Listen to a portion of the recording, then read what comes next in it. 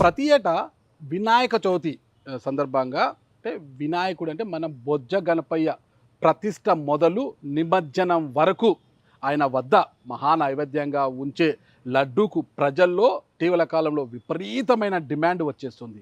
ఎంతలా అంటే ఆయన వద్ద ఉంచిన లడ్డు నిమజ్జనం రోజున వేలంపాట పెడితే వేలంపాటలో లక్షలు కాదు అంతకు పైగా వెచ్చించి కూడా దక్కించుకుంటున్నారు. అంటే 50 లక్షల నుంచి దాదాపు ₹1,00,00,000 వరకు కూడా వేలం పాటలు పలుకుతున్నాయంట.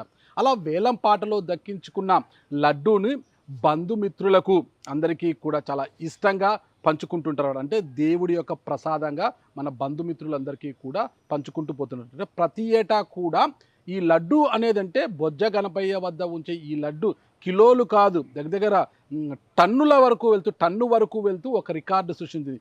ఇందులో భాగంగానే మన గుంటూరు నగరంలోని అమరావతి ఇన్నర్ రింగ్ రోడ్ పరిధిలో అమరావతి మహా గణేష్ ఉత్సవ కమిటీ వైస్ చైర్మన్గా ఉన్న రాజన్ ఏవియేషన్ అధ్యక్షులు దొడ్డపనేని రాజన్ గారి ఆధ్వర్యంలో ఇక్కడ 99 అడుగుల ఈ మహాలంబోదరుని ఇక్కడ కొలువుదీరేలా చేశారు.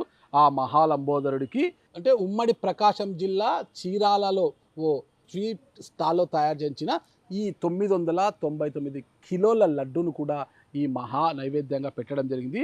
1 కిలో తక్కువ అంటే 1 టన్ను అనమాట. 1 టన్ను 1 కిలో తక్కువ 1 టన్ను వరకు ఉన్న ఈ లడ్డు గిన్నిస్ బుక్ ఆఫ్ అంటే లిమ్కా బుక్ ఆఫ్ రికార్డ్స్లో కూడా 20 తారీఖున ఎక్కబోతుంది. ఇంతటి రికార్డు సృష్టిస్తున్న ఈ లడ్డు గురించి మనం తెలుసుకోవాలి కదా, ఎలా తయారు చేశారు, ఏమేమి ఎంత స్థాయిలో వీళ్ళకి వినియోగించారని తెలుసుకోవాలి కదా. ఆ వివరాలన్నీ ఇప్పుడు మీకు నేను తెలియజేస్తా ఈ లడ్డు గురించి. ముఖ్యంగా లడ్డు తయారీకి కావాల్సింది శనగపిండి, పంచదార కదా మనకు. ఈ లడ్డు తయారీ కోసము శనగపిండిని దాదాపు 200 కిలోలు, శనగపిండిని 200 కిలోలు, ఇకపోతే పంచదార దాదాపు 450 కిలోలు, పామాయిల్ 220 కిలోలు, గోడంబి 62 కిలోలు, కిస్మిస్ 20 కిలోలు, ఇలాచి అంటే ఏలకలు 4.5 కిలోలు. అంటే ముఖ్యంగా లడ్డు సువాసన రావడానికి అంటే చెడిపోకుండా ఉండడానికి ఎక్కువ కాలం నిల్వ ఉండడానికి వాడే పచ్చ కర్పూరం కూడా 120 గ్రాములు వాడారంట. మొత్తం మీద 999 కిలోల ఇడలు, 1 కిలో అటు ఇటు మీరు చెప్పిన దాంట్లో అటు ఇటు ఉంటుందన్నమాట. వాళ్ళు అంత కరెక్ట్గా చెప్పలేదు నాకు.